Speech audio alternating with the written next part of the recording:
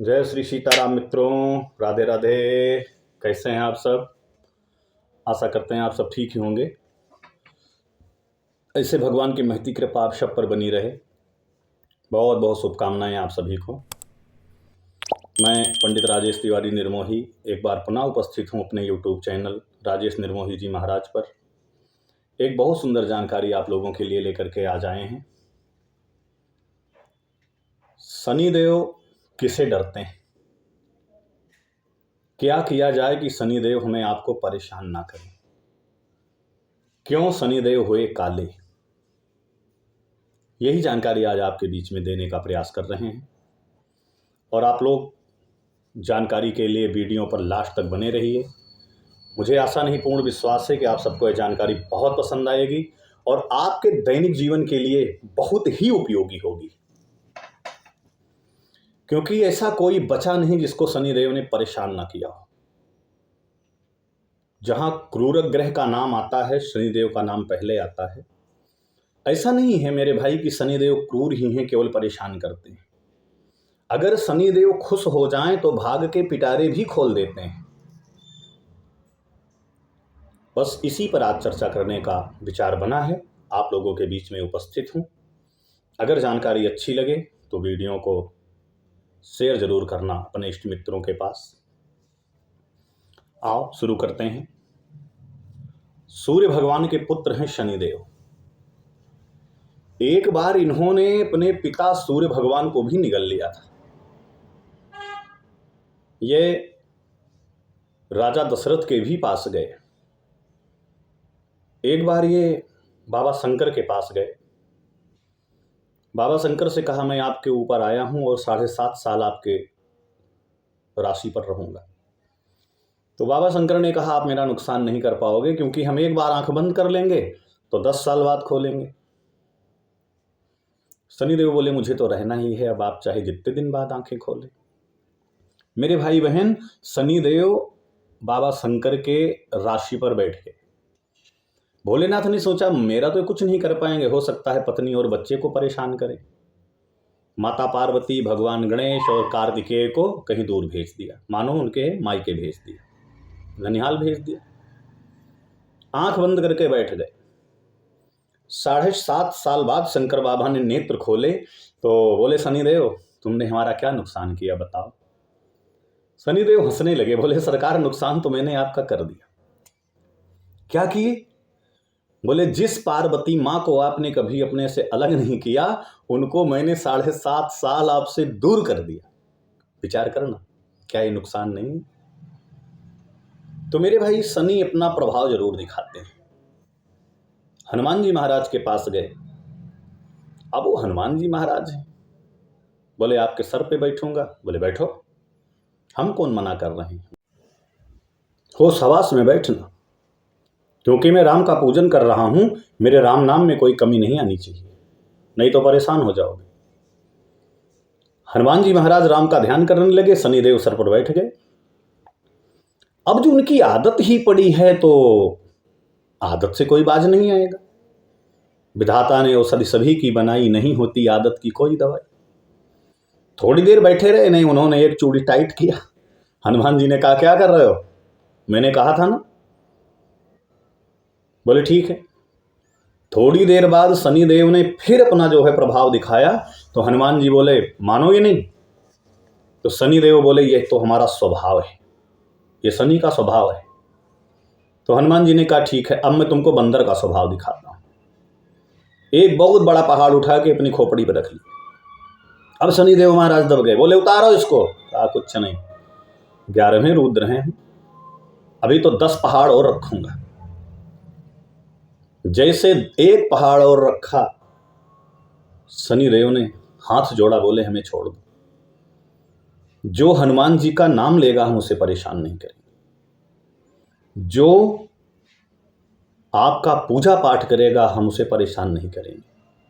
यहां तक कि अपना शनिवार दिन भी हम आपको गिफ्ट कर रहे हैं। हनुमान जी को 2 दिन मिल गए, मंगलवार और शनिवार। लेकिन मेरे बंधुओं, इनके अलावा भी एक ऐसे संत हैं जिनके नाम से शनिदेव डरते हैं। वो कौन है? पिप्पलाद मुनि। हुआ क्या? महाराज दधीच लोक कल्याण के लिए, देवताओं के कल्याण के लिए अपना शरीर दान कर दिए। इनके अस्थि से एक वज्र और 3 धनुष बनाए गए। तो अस्थि तो देवताओं ने ले लिए, लेकिन जब इनका मांस, उसका दाह संस्कार किया जाने लगा, तो महाराज की पत्नी ने अपने छोटे से गोद में खेलते हुए पुत्र को एक पीपल के खोह में रखा और उसी पिंड में सती हो गई। वो किसी को पता नहीं चल सका कि बच्चा पीपल के खोह में पड़ा है। ये भी है, छोटा बच्चा पीपल के फल खाता, पीपल के पत्ते खाता, बड़ा हो गया। देवऋषि नारद ने देखा तो उनका नाम पिप्पलाद ऋषि रखा और भगवान नारायण की पूजा करने का सलाह दिया। उस बच्चे ने भगवान की आराधना किया, भगवान प्रकट हुए, बोले बेटा वरदान मांग लो। कहा प्रभु पहली बात बताओ मैं कौन हूं? बोले आप महर्षि दधीच के पुत्र हैं। महज 40 साल की उम्र में आपके पिता ने अपने शरीर का दान कर दिया। आपकी माता को विधवा होना पड़ा। वो तुम्हारे पिता के मानो शरीर के साथ में सती हो गई और तुम्हें इसी पीपल के खोह में छोड़ दिया। पिप्पलाद मुनि ने पूछा ये बताओ कारण क्या था, कौन सा पाप था मेरा, किस पाप से मेरी माता विधवा हुई? बोले पाप नहीं था, यह शनि की महादशा थी जिसके कारण तुम्हारे परिवार को कष्ट भोगना पड़ा। तुमको भी शनि के महादशा के कारण ही कष्ट भोगना पड़ा। बोले ठीक है, आप हमें वरदान देने आए हो तो एक वरदान दे दो, हम जिसे चाहें अपनी दृष्टि से उसे जला दें। तथास्तु कह करके नारायण जी तो चले गए। जबकि कुछ संत कहते हैं कि ब्रह्मा जी ने वरदान दिया था। बात एक ही है, वरदान ब्रह्मा ने दिया या भगवान नारायण ने दिया, लेकिन वरदान उन्हें मिला। अगर नारद ने सलाह दिया है तो निश्चित ही नारायण ने ही दिया है। मारे क्रोध में पिप्पलाद मुनि ने शनिदेव को अपने पास में बुलाया और अपनी दृष्टि उनके ऊपर डाल दिया। गोरे गोरे शनिदेव बेचारे जलने लगे, पूरा शरीर काला पड़ गया, श्याम वर्ण का हो गया।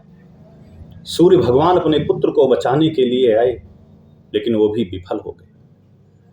सारे देवता प्रयासरत हुए, किसी ने शनिदेव को बचाने का सौभाग्य नहीं प्राप्त किया।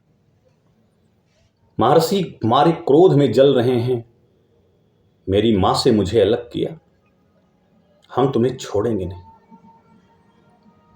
परमपिता ब्रह्मा जी पधारे, बोले बेटा एक बात मेरी सुन लो, उसके बाद में जो आपके मन में आए करना। हुई हई सोई जो राम रचि राखा, को करी तरक बढ़ावई शाखा, काहू न को सुख दुख कर दाता, निज कृत कर्म भोग सब भ्राता। बोले ऋषिवर आप इन्हें छोड़ दो, ये ग्रह हैं, इनका जो काम है वो तो करेंगे, वो हमारे कर्म है कि हमारे कर्म के अनुसार ही हमारे ग्रह हमारे ऊपर अनुकूल और प्रतिकूल होते हैं। इनका कोई दोष नहीं। हम तुमसे निवेदन करते हैं शनिदेव को छोड़ दो, बल्कि कोई और वरदान मांग लो। पिप्पलाद मुनि ने शनिदेव को छोड़ दिया, लेकिन तब तक ये काले हो गए थे। इनका शरीर, दृष्टि सब काला हो गया। संत ने कहा, ठीक है, मुझे 2 वरदान चाहिए। पहला वरदान, जन्म से लेकर 5 साल तक किसी भी बच्चे के ऊपर शनि का प्रकोप नहीं होना चाहिए।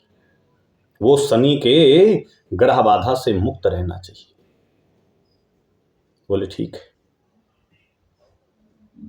और बोले जो कोई भी इस पीपल ने मुझे सहारा दिया, इसकी सेवा करे, पीपल पर जल चढ़ाए, पुष्प चढ़ाए, तेल चढ़ाए, उनको शनि के प्रकोप से मुक्ति मिले। ठीक, ऐसा ही होगा। छोड़ दिया शनिदेव महाराज को। और आज भी मेरे भाई, जिनके ऊपर शनि की सवारी हो, पीपल पर शनिवार को जल दें। जल में सफ़ेद फूल, सरसों का तेल 5 से 7 ड्रॉप, 10 ड्रॉप, काला तिल, पीला सिंदूर डालकर जो भी चढ़ाता है, शनिदेव के प्रकोप से उसे मुक्ति मिलती है। और एक बहुत सुंदर उपाय, पीपल का एक पत्ता लाएं, उस पर 3 संत के नाम लिखें, कौशिक मुनि, गाधि मुनि और पिप्पलादि मुनि। 3 संतों के नाम लिख करके उसी पीपल के पत्ते को जिसके भी हाथ में बांध देंगे, उसके ऊपर शनिदेव का कोई असर नहीं होगा, हमेशा शुभ ही शुभ होगा। बस आज के लिए इतना ही। कल मिलते हैं एक और सुंदर जानकारी के साथ। तब तक आप सबके लिए बहुत बहुत मंगल कामना। जय श्री सीताराम, जय राधे श्याम।